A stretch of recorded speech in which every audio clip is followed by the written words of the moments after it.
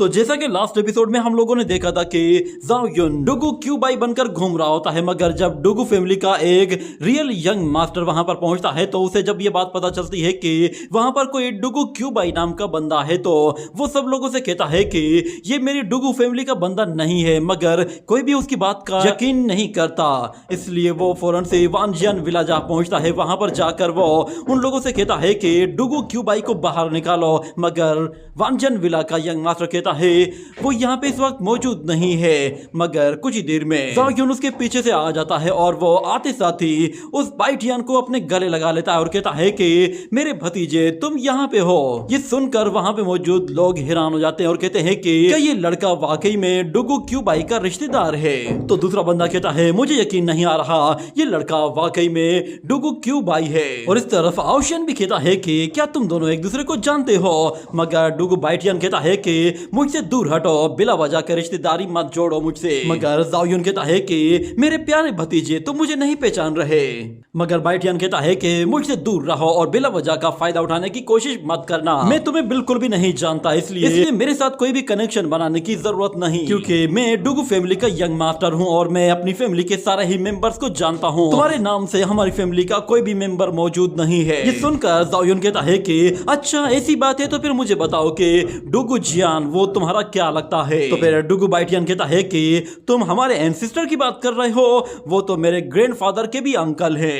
तो फिर जाओ युन कहता है हाँ तुमने बिल्कुल सही कहा, मैं उनका ही ग्रैंडसन हूँ।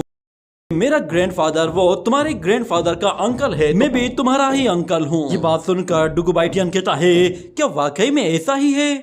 और मुझे बताओ कि आखिर अगर तुम डुगु जियान के डिसेंडेंट हो तो तुम्हारे पास प्रूफ क्या है, तुम खुद को किस तरह प्रूफ करोगे? जाओ युन कहता है कि मेरे प्यारे भतीजे जरा ये देखो। ये कहते हुए वो मास्टर जियान का ही टोकन दिखाते हुए कहता है कि ये तो तुम अच्छी तरह से पहचान लोगे। तो डुगु बाइटियन फौरन से उस टोकन को देखते ही पहचान जाता है कि ये हमारी डुगु फैमिली का ही टोकन है। मुझे बताओ कि एंसेस्टर वो इस वक्त कैसे है? सुनते ही जाओ युन फौरन से अपनी एक्टिंग शुरू करते हुए कहता है कि ग्रैंडफादर उनकी तो बात ही मत पूछो। एक मर्तबा बैटलफील्ड में उन्हें 18 डीमंस ने एक जगह आकर घेर लिया था। वो सारे के सारे डीमन किंग लेवल के थे। उनसे फाइट करते हुए ग्रैंडफादर वो बहुत ही बुरी तरह से इंजर्ड हो गए थे। और जब वो अपने आखिरी गिन रहे थे तो उस वक्त वो मुझे बार बार यही बताते रहे कि मुझे वापस से डुगु फैमिली में जाना चाहिए और अपनी रूट्स को दोबारा से जाकर फैलाना चाहिए। यही वजह है कि मैं अब घर वापस आया हूँ। सुनकर डुगु बाइटियन कहता है कि अच्छा मुझे ये बताओ कि अंकल इंजर्ड थे मगर तुम तो घर वापस आ सकते थे, तुम क्यों नहीं आए? ये बात जाओ युन को एक झटका देती है, मगर वो सोचते हुए कहता है कि अरे हाँ असल में ग्रैंडपा इंजर्ड थे तो मैं उन्हें छोड़कर कैसे आ सकता था। मैंने आखिरी दम तक उनका साथ दिया, यहाँ तक कि जब वो इस दुनिया से चले गए तो मैं उन्हें दफना कर वापस आया हूँ। ये कहते हुए वो कुछ ज्यादा ही इमोशनल होने लगता है और उसकी आंखों से कुछ आंसू भी गिरने लगते हैं, जिस पर डुगु बाइटियन भी इमोशनल हो जाता है और कहता है कि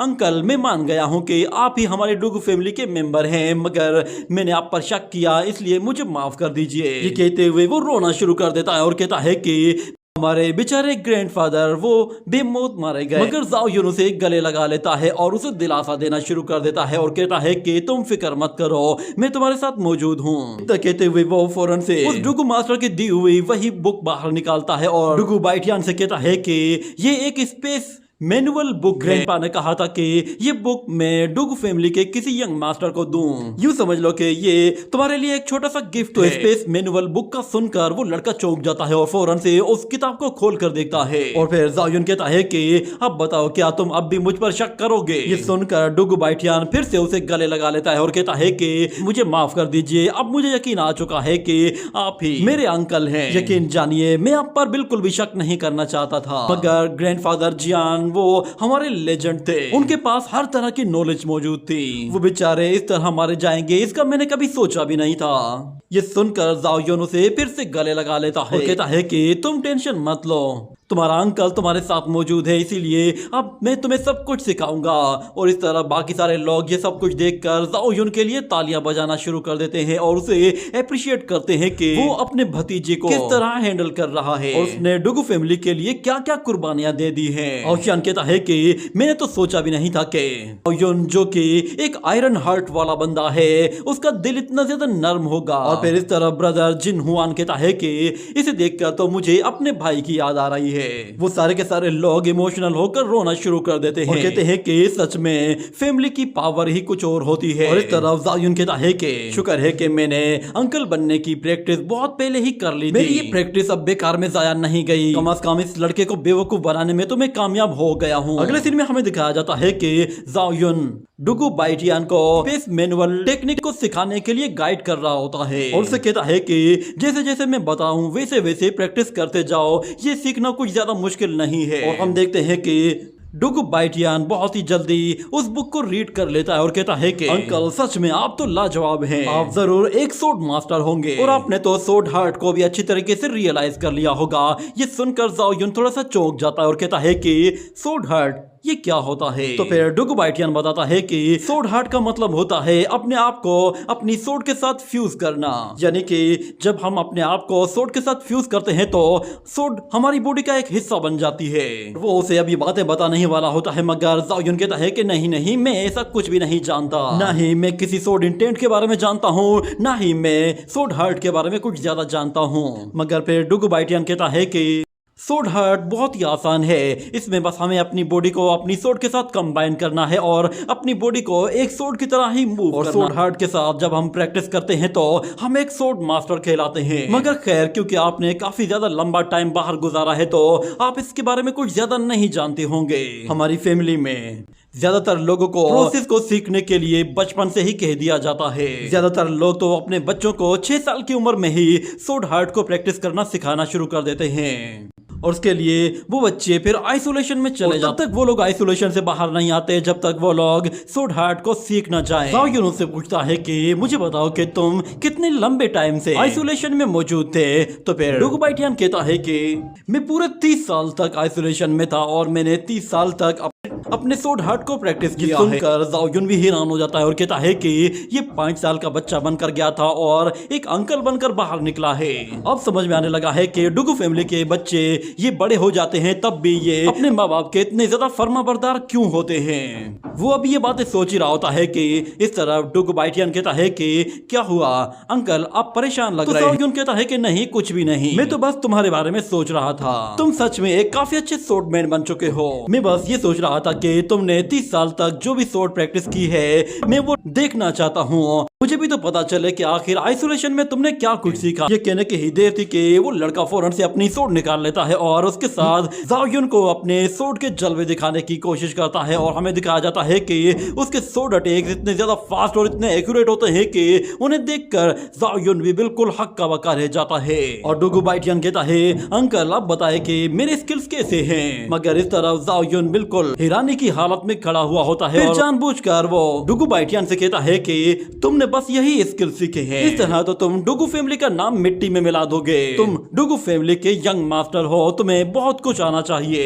पर खैर, मैं तुमसे और ज्यादा उम्मीद भी क्या कर सकता हूँ। तुमने तो स्पेस पावर को सीखा ही नहीं होगा क्योंकि तुम तो इतने लंबे टाइम तक आइसोलेशन में थे। मगर तुम बेफिक्र हो जाओ, तुम्हारा अंकल तुम्हारे पास मौजूद है, मैं तुम्हें बहुत कुछ सिखाने वाला हूँ। ये सुनकर डुगु बाइटियान खुश हो जाता है और कहता है कि रियली आप मुझे सिखाएंगे? मैंने इतने साल बिला वजह में ही एक ही सोर्ड प्रैक्टिस को कंटिन्यू रखकर बहुत बड़ी गलती कर दी। मैं बिल्कुल बेकार हूँ, लगता है कि मुझे अब और भी ज्यादा प्रैक्टिस करनी होगी। ये कहते हुए वो जैसे ही वहां से जाने लगता है तो जाओयुन उसे रोक लेता है और कहता है कि 1 मिनट के लिए रुक जाओ। अगर तुम वाकई में अपनी फैमिली के पास वापस जाते हो और उन्हें ये बताओगे कि तुमने सोर्डमैनशिप को अच्छे से सीखा ही नहीं है तो फिर उन लोगों पर क्या गुजरेगी। उन सब लोगों की तुम्हारे साथ बहुत सारी उम्मीदें जुड़ी हुई है, तुम उनकी सारी उम्मीदों पर पानी फेर दोगे। तुम बस एक काम करो कि अपने घर चोरी छुपे वापस जाओ और वहां से स्पेस मैनुअल लेकर वापस आ जाओ। अगर तुमने अपने सोर्ड स्किल्स को ग्रो नहीं किया तो क्या हुआ, अब मैं यहाँ पे आ गया हूँ ना, मैं तुम्हें बहुत ही तेजी के साथ ग्रो करूंगा। ये सुनकर वो लड़का फिर से इमोशनल हो जाता है और जाओयुन के गले लगकर रोना शुरू कर देता है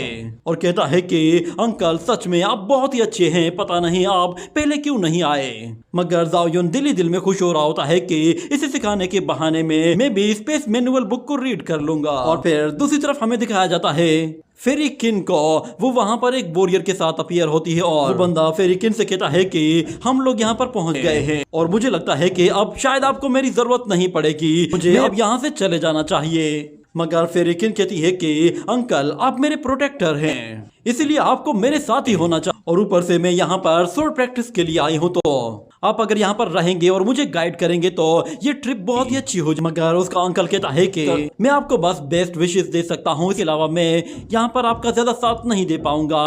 ये कहने की ही देर थी कि अचानक फिर वहां पर कुछ फूलों की पत्तियां नीचे गिरने लगती हैं, जिस पर वो बंदा थोड़ा सा हैरान होता है और हमें फिर वहां पर एक और बंदे को आते हुए दिखाया जाता है। आहिस्ता आहिस्ता उसकी बॉडी पूरी तरह से अपीयर हो जाती है और इस तरह फेरिकिन वो कहती है कि यहाँ पर फिर से ये फूलों की पत्तियां गिर रही हैं, इसका मतलब है वो नमूना फिर से यहाँ पे आया होगा।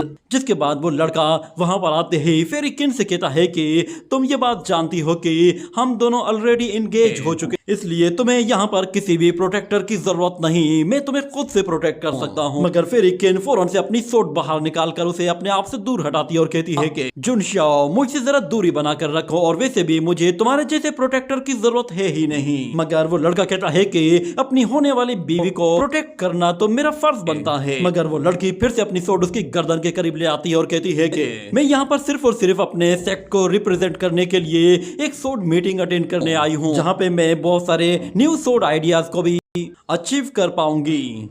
और वैसे भी मेरे साथ यहाँ पर मेरा अंकल मौजूद है, इसलिए मुझे तुम्हारी कोई भी जरूरत। सुनकर फिर वो लड़का कहता है कि तुम यहाँ पर सिर्फ और सिर्फ सोर्डमैनशिप सीखने के लिए आई हो, मगर मैं तो यहाँ पर सिर्फ और सिर्फ तुम सब लोगों के सोर्ड स्किल्स देखने के लिए आया हूँ कि क्या तुम लोग वाकई में इस लायक हो या नहीं कि तुम लोग अपने सोर्ड स्किल्स को हमारे साथ कंपेयर कर सको।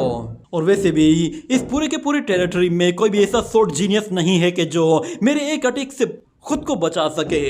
ये कहते हुए वो फौरन से अपनी पावर्स उन्हें शो करता है, जिस पर फेरिकिन का वो अंकल थोड़ा सा सरप्राइज होता है। मगर फेरिकिन कहती है कि जरा संभल कर, कहीं ऐसा ना हो कि कोई सोड वॉरियर तुम्हारे सामने खड़ा हो जाए और तुम्हें चैलेंज कर दे, क्योंकि इस सोड टेरिटरी के अंदर बहुत सारे सोड जीनियस भी मौजूद हो सकते हैं। मगर फिर जुनशाओ कहता है कि तुम्हें लगता है कि कोई अकेला सोड वॉरियर मुझे हरा सकता है, यहाँ पर ऐसा कोई भी नहीं, मेरा सिर्फ एक ही अपोनेंट है और वो है ज़ाओ युन, जो कि क्योस होली लैंड में रहता है। एक मर्तबा मैं उसे हरा दूं तो उसके बाद फिर मेरा मुकाबला करने वाला कोई भी नहीं होगा, मैं एक सुप्रीम यंग मास्टर बन जाऊंगा। ये सुनकर फेरिकिन कहती है ठीक है, तो फिर देखते हैं कि तुम उसे कब हराते हो। ये कहते हुए वो लोग फौरन से वहां से अंदर चले जाते हैं और अगले सीन में हम लोग दोबारा से ज़ाओ युन को देखते हैं। डुगु बाइटियन से कह रहा होता है कि मेरे प्यारे भतीजे, तुम सच में बहुत ही ज्यादा टैलेंटेड हो और मुझे तुम पर पूरा भरोसा है कि तुम एक दिन एक अच्छे सोर्ड मास्टर बनोगे। ये सुनकर डुगु बाइटियन और भी ज्यादा खुश हो जाता है और कहता है कि अंकल, सच में अगर मैं सोड एम्परर बन जाऊं तो फिर मैं आपका सच में बहुत ज्यादा शुक्रिया अदा करूंगा और मुझे पूरा यकीन है कि आप इसमें मेरी हेल्प जरूर करेंगे। तो फिर ज़ाओ युन कहता है कि प्यारे भतीजे, बहुत ही बड़े बड़े ख्वाब देख रहे हो, मैंने तुम्हारे जैसा समझदार बंदा कभी नहीं देखा। और इस तरह फिर वो लड़का कहता है कि अंकल, मैंने आप जैसा अच्छा अंकल अपनी जिंदगी में कभी नहीं देखा। ये कहते हुए वो लोग फिर से एक दूसरे को गले लगा लेते हैं और यहाँ पर ब्रदर जिन वो उन दोनों की बकबक सुन सुनकर इतना तंग आ चुका होता है और कहता है कि प्लीज कोई मुझे यहाँ से लेकर जाओ, मैं इन लोगों से तंग आ चुका हूँ। और फिर अगले सीन में हमें दिखाया जाता है कि डुगु फैमिली के दोनों ही वॉरियर फिर ओशियन के पास जाते हैं और फिर ओशियन उन लोगों से कहता है कि मैं आप लोगों को इस बंदे से इंट्रोड्यूस करवाता हूँ, इसका नाम जुनशाओ शेंगजी है। और फिर वो ज़ाओ युन और उसके दोस्तों को इंट्रोड्यूस करवाता है तो जुनशाओ कहता है कि मुझे इसमें कोई इंटरेस्ट नहीं, इसलिए यहाँ से चले जाओ, मैं वीक लोगों को जानने में जरा भी इंटरेस्ट नहीं रखता। ये बात सुनते ही डुगु बाइटियन गुस्से में भड़क जाता है और कहता है कि ये लड़का एक एम्परर का बेटा है, इसीलिए इतना ज्यादा अकड़ रहा है, क्या इसे यहाँ पर हम लोग नजर नहीं आ रहे? मैं एक ग्रेट एम्परर का बेटा हूँ, भले ही मेरी डुगु फैमिली इस वक्त बहुत ही बुरी कंडीशन में है, मगर हमारा पास्ट बहुत ही अच्छा है। मगर फिर वहाँ पर ओशियन उन लोगों को रोकता है और कहता है कि प्लीज जरा सब्र कर जाओ, तुम लोग नहीं जानते मगर ये लड़का असल में ट्यान किंग फैमिली का यंग प्रिंस है। और फिर वो ज़ाओ युन से कहता है कि इससे मिलो, ये है फेरिकिन। मगर फेरिकिन उसे देखते ही पहचान जाती है और कहती है कि तुम यहाँ पे भी मौजूद हो। तो ज़ाओ युन कहता है कि दोबारा देखकर अच्छा लगा। उन लोगों को इस तरह बातें करता देखकर ओशियन कहता है कि तुम लोग एक दूसरे को जानते हो क्या? तो फिर डुगु बाइटियन कहता है कि हाँ क्यों नहीं, ये मेरा अंकल है और ये इतना फेमस है कि दुनिया में हर जगह इसका नाम होगा और सब लोग इसे जानते होंगे। तो फिर ओशियन कहता है कि सच में ये जानकर तो मैं फिर से सरप्राइज हुआ हूँ। और फिर फेरिकिन कहती है कि मैंने तुम्हें सिर्फ 1 महीने तक ही नहीं देखा और तुमने खुद को इतना ग्रो कर लिया है और सोचा नहीं था कि 1 महीने के बाद तुम किसी के अंकल बनकर निकलोगे। और फिर ज़ाओ युन भी उससे कहता है कि मैंने मैंने भी जरा भी एक्सपेक्ट नहीं किया था कि तुम कहीं से निकल कर मेरे सामने आकर खड़ी हो जाओगी। वो लोग एक दूसरे से काफी बातें करते हैं, जिसके बाद फिर वहाँ पर फेरिकिन को कहा जाता है कि प्लीज अंदर आ जाइए, बहुत जल्द अब मीटिंग शुरू होने वाली है। ये कहने के साथ ही वो लोग फौरन से मीटिंग के लिए अंदर चले जाते हैं। और फिर अगले सीन में हमें दिखाया जाता है कि उन लोगों की जब आपस में मीटिंग हो रही होती है तो वहां पर अचानक से जुन शाओ वो खड़ा हो जाता है और उन लोगों से कहता है कि कल्टीवेशन सिर्फ वेस्ट ऑफ टाइम है। तुम लोग बिला वजह में ही सोड कल्टीवेशन में इतना ज्यादा टाइम बर्बाद कर रहे हो। मगर फिर वहां पर बाइटियान खड़ा हो जाता है और कहता है कि है तुमने सही कहा है, तुम्हारे जैसे कल्टीवेटर के लिए कल्टीवेशन बिल्कुल बेकार चीज है। जुन शाओ कहता है कि तुम्हारी हिम्मत कैसे हुई मेरे सामने इस तरह बात करने की, तुम आखिर होते कौन हो? तो फिर बाइटियान उसे बताता है कि मैं डुगु फैमिली का डुगु बाइटियान और मैं तुमसे बहुत लंबे टाइम से नफरत करता हूँ। उनकर जाओ युन कहता है कि अरे पगले, इतना ज्यादा डिटेल में जाने की क्या जरूरत है। और इस तरफ जुन शाओ कहता है कि डुगु फैमिली का एक मामूली सा वॉरियर मेरे सामने इतना ज्यादा अकड़ रहा है, शायद ये भूल गया है कि मैं एक सन ऑफ गॉड। मेरे साथ इस तरह बात करना इसे महंगा पड़ सकता है। ये कहते हुए वो फौरन से अपने कुछ किले स्पिरिचुअल स्टोन्स क्रिएट कर लेता है। और इस तरह फिर आउशियान उसे कहता है कि प्लीज शांत हो जाओ, ये हमारा वानजियान विला है, यहाँ पर प्राइवेट फाइट करना अलाउड नहीं है। मगर जाओयुन कहता है कि बाइटियान जरा संभल कर, वो बंदा उसके ऊपर अपने स्पिरिचुअल स्टोन्स थ्रो कर देता है। तो बाइटियान फौरन से अपने सामने एक सोर्ड शील्ड बना लेता है, जिसके जरिए वो वहां सारे के सारे अटैक्स को फौरन से डिस्ट्रॉय कर देता है। मगर जुन शाओ वो कंटिन्यूसली उसके ऊपर वही अटैक थ्रो किए जा रहा था। और इस तरह फिर आउशियान उससे कहता है कि प्लीज ब्रदर, मेरी खातिर लड़ाई यहाँ पर रोक दो, वरना फिर मैं अपने ग्रैंडफादर को क्या मुंह दिखाऊंगा। ये सुनकर जुन शाओ थोड़ा सा शांत हो जाता है और डुगु बाइटियान से कहता है कि तुम्हारी ये सोर्ड काफी अच्छी है, मगर तुम्हारे स्किल्स इतने अच्छे नहीं कि तुम मेरा मुकाबला कर सको। ये कहते हुए वो दोबारा से अपनी ट्रू पावर शो करता है। और इस तरह डुगु बाइटियान उससे कहता है कि तुम्हारे पास एक फॉर्मर किंग बॉडी है जो कि बिल्कुल बेकार है। ये कहने के साथ अचानक वो रुक जाता है और दूसरी तरफ जुन शाओ कहता है कि ठीक है, तो फिर देखते हैं कि क्या तुम मेरे इस अटैक को रोक पाते हो या नहीं। ये कहने के साथ वो भी अटैक करने के लिए तैयार हो जाता है, मगर अचानक वो भी रुक जाता है। देखते ही देखते वहां पे हर एक चीज बिल्कुल स्टॉप हो जाती है और कोई भी मूवमेंट नहीं कर पाता। और फिर हमें वहां पर एक और शख्स को आते हुए दिखाया जाता है, जिसने वहां पर स्पेस एंड टाइम टेक्निक को यूज करते हुए सब लोगों को फ्रीज कर दिया था। उन लोगों के बीच में से होते हुए फौरन से अपनी कुर्सी पर जाकर बैठ जाता है और जैसे ही उन लोगों को रिलीज करता है तो वो उनसे कहता है कि मेरे वानजियान विला में कोई भी प्राइवेट फाइट नहीं कर सकता। और फिर जाओ युन जब उसकी एनर्जी को फील करता है तो वो कहता है कि मुझे इसके अंदर से बहुत ही पावरफुल सोड इंटेंशन फील हो रही है। जिसके बाद वो ओल्ड मैन उन लोगों से कहता है कि तुम सब लोग अपनी अपनी कुर्सियों पर जाकर बैठ जाओ। मगर जुन शाओ कहता है कि सोड मास्टर, मैं आपसे कुछ कहना चाहता हूं। इस जू शाओ कॉन्टिनेंट में अभी तक किसी ने भी एम्परर चेंग को देखा क्यों नहीं है? तो डुगु बाइटियान कहता है कि तुम्हारा इसके साथ कोई भी लेना देना नहीं। और इस तरफ आउशियान कहता है कि इस बात से तुम्हारा मतलब क्या है?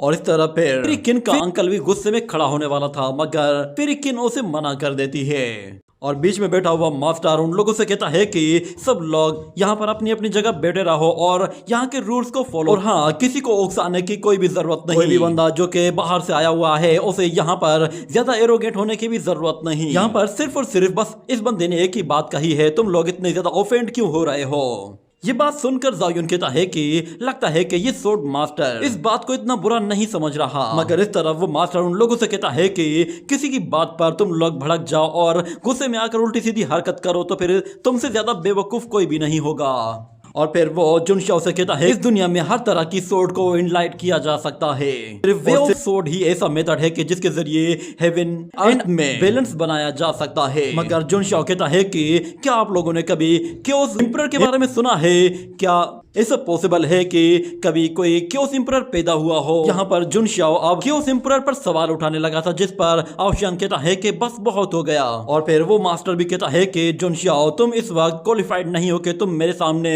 किसी एम्परर को लेकर बहस करो, इसीलिए फौरन से मैं चाहता हूं कि यहाँ से दफा हो जाओ। मगर आउशियान कहता है कि प्लीज मास्टर थोड़ा सा शांत हो जाइए। मगर जुन शाओ कहता है कि एंड सिस्टर, आपको लगता है कि मैं क्वालिफाइड नहीं हूँ? फिर मुझे बताइए कि यहाँ पर बैठे हुए जितने भी लोग हैं क्या उनमें से कोई इतना क्वालिफाइड है कि वो किसी एम्परर के लेवल की बात कर सके। ये सुनकर वहां पर बैठे हुए सारे ही लोग बिल्कुल बेबस हो जाते हैं, क्योंकि जुनशाओ के आगे कोई भी बोलना नहीं चाहता था, क्योंकि उसका पावर लेवल ही उन लोगों से काफी हाई था। जुनशाओ सब लोगों को फिर से कहता है कि अगर कोई मेरी बात से एग्री नहीं करता तो वो अपनी कुर्सी से खड़ा होकर बस ये कह दे कि मैं गलत कह रहा हूँ, मगर कोई भी खड़ा नहीं होता। जिस पर जुनशाओ कहता है कि एल्डर आपने देख लिया ना, मैंने अपनी फॉर्मर किंग बॉडी को यूज ही नहीं किया, ना ही मैंने इन लोगों को कोई धमकी दी है। इतने में बाइटियान गुस्से में खड़ा होने वाला था, मगर जाओ युन खड़ा हो जाता है और वो कहता है कि अगर तुम वाकई में किसी के साथ मुकाबला करना चाहते हो तो फिर मैं सारे ही कल्टीवेटर्स की तरफ तुम्हारे साथ फाइट करने को तैयार बताऊंगा कि हमारी कल्टीवेशन पावर क्या है। मगर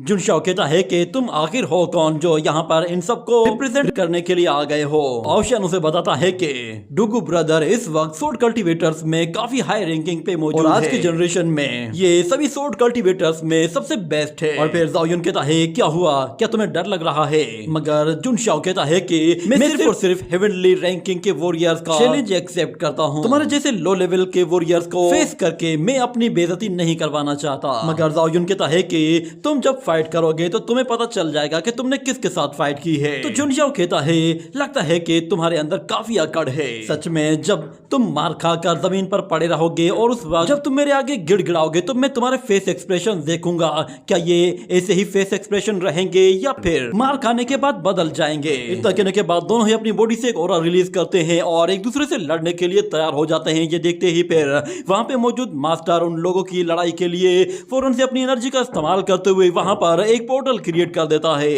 ताकि वो लोग अगर फाइट करना भी चाहें तो एक सीक्रेट स्पेस में जाकर फाइट करें। मगर वहां पे मौजूद उस एल्डर की पावर को देखकर जाओ युन काफी सरप्राइज होता है और कहता है कि सच में इस बंदे की पावर काफी खतरनाक है। मगर जुनशाओ जाओ युन से कहता है कि ठीक है तो फिर चलो। ये कहने के साथ ही वो लोग उस पोर्टल के अंदर चले जाते हैं और फिर हमें दिखाया जाता है कि वो लोग जहां से बाहर आते हैं वो एक अलग ही सीक्रेट स्पेस होता है। और जुनशाओ कहता है कि उम्मीद है कि तुम मेरे अटैक को बर्दाश्त कर पाओगे, क्योंकि अगर तुम मेरे एक ही अटैक में मारे गए तो फिर सच में इस गेम में मजा नहीं आएगा। और वहां पे खड़े हुए लोग फिर जाओ युन से कहते हैं कि क्या तुम वाकई में श्योर हो कि तुम इसके साथ फाइट कर पाओगे? और इस तरफ जुनशाओ कहता है कि हाँ मुझे भी इसके साथ फाइट करने में मजा आएगा, क्योंकि ये एरा ही सुप्रीम बॉडीज का एरा है। मगर यहाँ पे जाओ युन कहता है कि मुझे भी काफी लंबा टाइम हो गया है, मैंने किसी सुप्रीम बॉडी की पिटाई नहीं की। जाओ युन की बातें सुनकर जुनशाओ कहता है मुझे तुम्हारा ये कॉन्फिडेंस काफी पसंद आया, इसीलिए मैंने सोचा है कि मैं अब अपनी पूरी पावर को यूज करूंगा। ये कहने के साथ ही उसके पीछे एक जायंट लोटस आ जाता है। उसकी पावर और उसके लोटस को देखकर ब्रदर जिन कहता है कि आखिर ये पत्तियां किस चीज की है? तो फिर ओशन कहता है कि ये ब्रदर जुन का मैजिक विजन है। इस तरफ हमें दिखाया जाता है कि जुनशाओ वो अपनी पूरी पावर को यूज करते हुए जाओ युन पर हमला करने के लिए पूरी तरह से तैयार होता है। और फिर जाओ युन कहता है कि क्या तुम मेरे ऊपर हमला करने वाले भी हो या नहीं, मुझे और कितनी देर इंतजार करना होगा? तो फिर जुनशाओ कहता है लगता है तुम्हें मरने की कुछ ज्यादा ही जल्दी है। ये कहने के साथ ही वो गुस्से में जाओ युन पर एक साथ बहुत सारी पावरफुल स्वॉर्ड्स थ्रो कर देता है, जिन्हें रोकने के लिए जाओ युन अपने सामने एक बैरियर बना देता है। मगर जुनशाओ की स्वॉर्ड्स का ऑरा इतना ज्यादा खतरनाक होता है कि आसपास खड़े हुए लोग कुछ देख ही नहीं पाते और जाओ युन को भी उन स्वॉर्ड्स को रोकने में काफी ज्यादा दिक्कत का सामना करना पड़ रहा था। इतने में अचानक फिर एक जोरदार धमाका होता है, जिसके बाद उन लोगों को लग रहा था कि शायद जाओ युन इस अटैक में मारा गया है। ओशन कहता है कि सच में ये इमोर्टल पाथ बहुत ही ज्यादा खतरनाक है, मगर जहां तक बात सुप्रीम बॉडी की है तो वो इमोर्टल पाथ से भी ज्यादा खतरनाक चीज है। मगर जब वो लोग वहां पर जाओ युन की तरफ देखते हैं तो जाओ युन बिल्कुल सही सलामत होता है। ये देखकर उन सब लोगों को भी एक जोर का झटका लगता है। इस तरफ जाओ युन कहता है कि तुम्हें लगा था कि तुम सिर्फ एक ही अटैक में मुझे मार दोगे, क्या तुमने मुझे बच्चा समझा हुआ है? तुम्हारा ये अटैक ऐसा लग रहा था कि जैसे कोई थर्ड क्लास का अटैक हो। मगर फिर वहां पे मौजूद वो मास्टर कहता है कि नहीं ऐसा नहीं है, ये टियान वुई फिशियन अटैक था। इस अटैक से बचना किसी के लिए भी पॉसिबल नहीं होता। बस बदकिस्मती की बात यह है कि इस बार अटैक करने वाला बंदा एक बेकार इंसान था। अगर ये अटैक किसी पावरफुल स्वॉर्ड कल्टीवेटर ने किया होता तो शायद तुम कब के मर चुके होते। और फिर जाओ युन उस लड़के से कहता है कि ठीक है तुम्हारा अटैक इतना बुरा नहीं था, मगर अब मेरी बारी है। अब तुम्हें मेरा एक अटैक बर्दाश्त करना होगा। अगर तुमने मेरे अटैक से खुद को बचा लिया तो तुम खुद को साबित कर दोगे। ये सुनकर आउशन कहता है कि हाँ ब्रदर, अब तुम्हारी बारी है। तुमने तो अटैक कर दिया, अब जाओ युन की बारी है। देखते हैं कि वो कितना पावरफुल अटैक करता है। वो सब लोग जुन शाओ से कहते हैं कि हाँ अब तुम्हारी बारी है, तुम इसके अटैक को बर्दाश्त कर सकते हो या नहीं। तो फिर जुन शाओ कहता है कि ये एक मामूली सा कल्टीवेटर है, इसका अटैक मुझे एक खराश तक नहीं पहुंचा सकता। मगर वहां पे खड़ा हुआ वो मास्टर जाओ युन से कहता है कि तुमने अपने सोड स्किल्स को अभी मास्टर्स नहीं किया।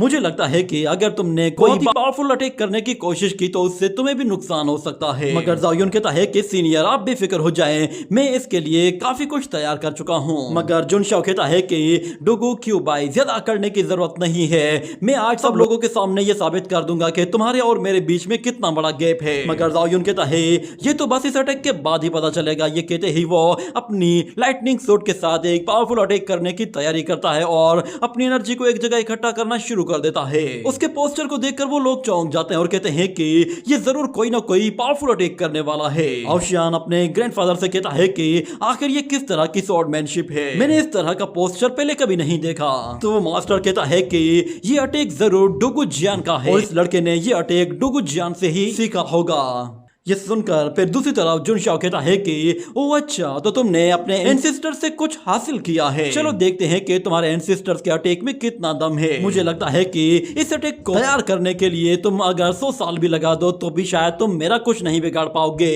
मगर जाओ युन कहता है तुम बेफिक्र हो जाओ, इस अटैक के बाद तुम भी सेटिस्फाई हो जाओगे।